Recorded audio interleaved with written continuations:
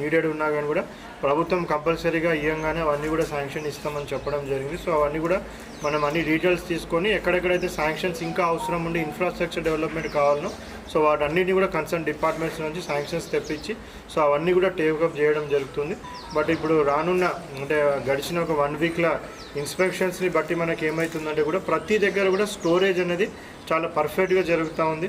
ఆ స్టాక్స్ కూడా అవైలబుల్ మొత్తం కూడా అందరు డిస్ట్రిక్ట్ ఆఫీసర్స్ చెక్ చేస్తున్నారు. అవన్నీ కూడా చాలా మంచిగా మెయింటైన్ అవుతూ ఉన్నాయి. స్టాక్స్ కూడా అన్నీ ఏవి కూడా ఎక్స్పైరీ పీరియడ్ అయిపోయిన స్టాక్స్ ఎక్కడ కూడా లేవు.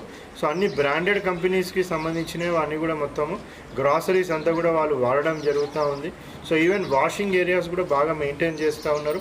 సో కుకింగ్ స్టాఫ్కి కూడా ప్రాపర్గా ట్రైన్డ్ అయ్యేసి ఉన్నారు. సో వాళ్ళు కూడా ఎక్కడ పోయి చూసినా కానీ ప్రాపర్గా ఆప్రాన్స్ అవన్నీ కూడా వేసుకొని సో మంచి నీట్గా వాళ్ళు హైజీనిక్గా కుక్ చేస్తూ ఉన్నారు.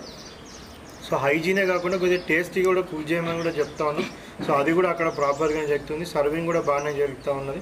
సో మోస్ట్లీ ఇవన్నీ మనం తీసుకోవడం వల్ల ఏంటంటే ఫుడ్ పాయిజనింగ్ కేసెస్ ఎక్కడన్నా వచ్చినా కానీ కూడా మనం అవాయిడ్ చేయడానికి కూడా ఛాన్స్ ఉంటుంది. సో ఇప్పటివరకు అయితే మన జిల్లాలో 105 ఇన్స్టిట్యూషన్స్ ఏవైతే చూస్తున్నారో అక్కడెక్కడ కూడా మనకి problems especially food safety and మానిటరింగ్లో ఏది కూడా మనకి లేదు.